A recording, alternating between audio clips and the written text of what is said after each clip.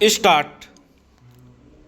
उपाध्यक्ष महोदय, यह कोई पहला मौका नहीं जब प्रधानमंत्री श्री राजीव गांधी ने स्वयं बजट पेश किया है।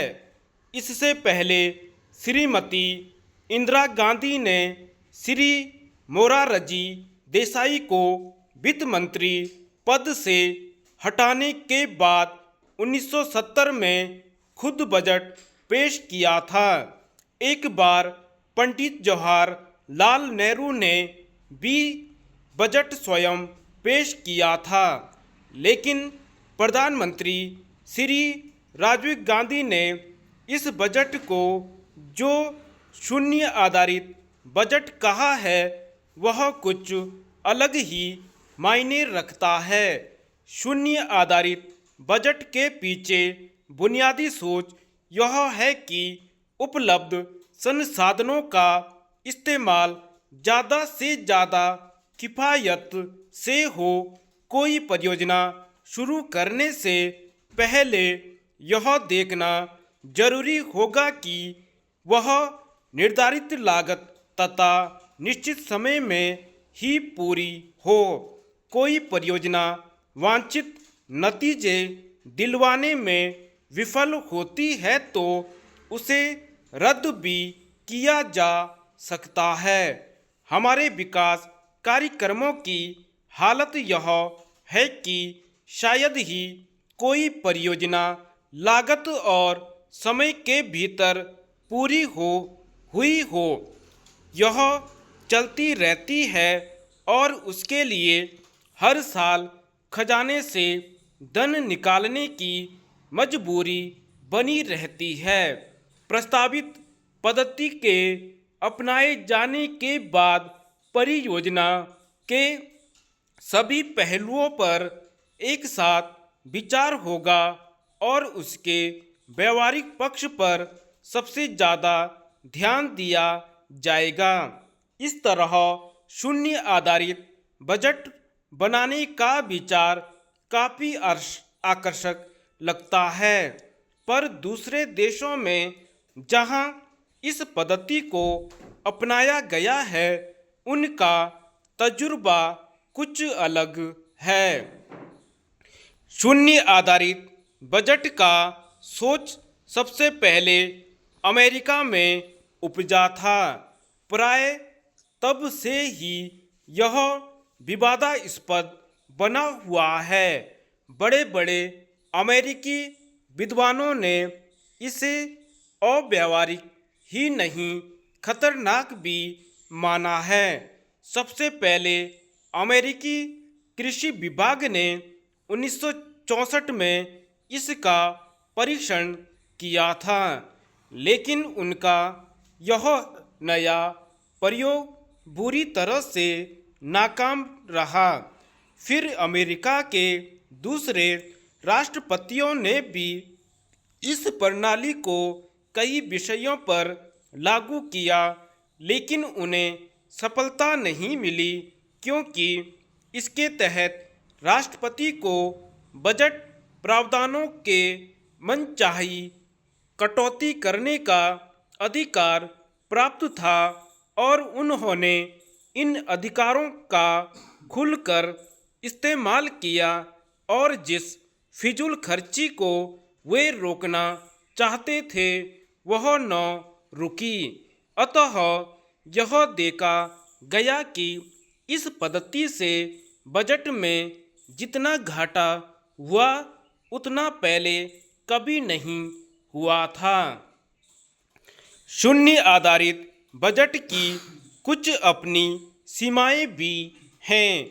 हमारे मामले में वित्त मंत्री को और अमेरिका में राष्ट्रपति को वित्तीय फैसले करने का अधिकार तो है, पर इसके साथ साथ दूसरी बंदिशों भी हैं।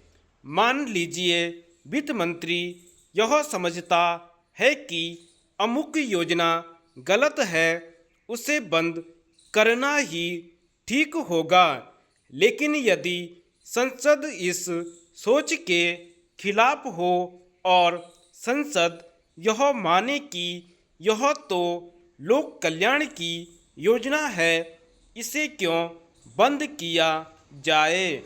तब वित्त मंत्री क्या करेगा।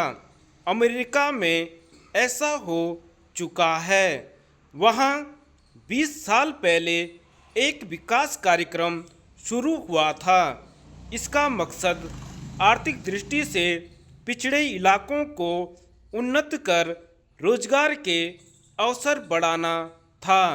यह योजना कुछ देर चलने के बाद कामयाब नहीं हो सकी, लेकिन रीगन सरकार इसे बंद नहीं कर सकी क्योंकि सीनेट ने रीगन सरकार को इसकी इजाज़त नहीं दी। इसके विपरीत इस योजना के लिए 2.25 अरब रुपए की नई मंजूरी दे दी।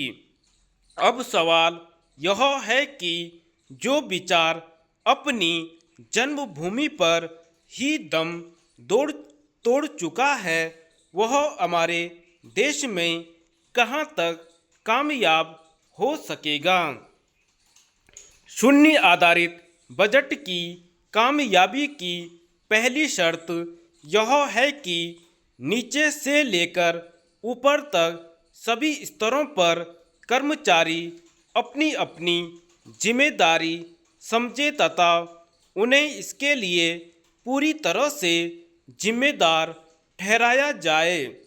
इस पद्धति पर आधारित योजना की लागत कम रखने के लिए योजना को समय के भीतर ही पूरा करना है। इसलिए नीचे से ऊपर तक काम का एक ऐसा सिलसिला जमाना होगा जिसमें कागजी काम कम से कम हो और उस पर अमल शीघ्र हो। अर्थात इस नई व्यवस्था में कागज खिसकाऊ तरीका या लाल फीताशाही नहीं चलेगी। अब सवाल यह है कि यह पद्धति अच्छी होने पर भी क्या हम हिंदुस्तानी इसके आदी हैं? क्या हम इसे अपना सकते हैं? अब तक तो ऐसा दिखाई नहीं देता।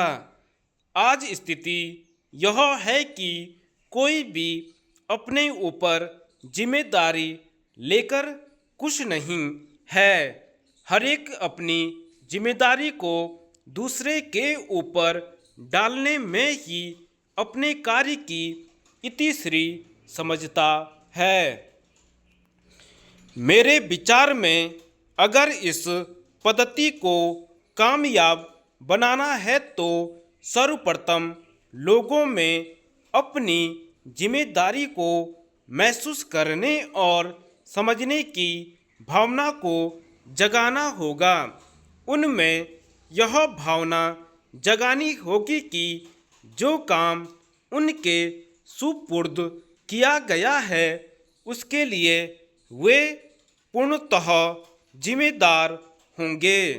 दूसरे मालिक मजदूर और साहब बाबू के रिश्तों को सर्वथा नया आधार देना होगा। आज के सामंती तौर तरीकों को बदलना होगा।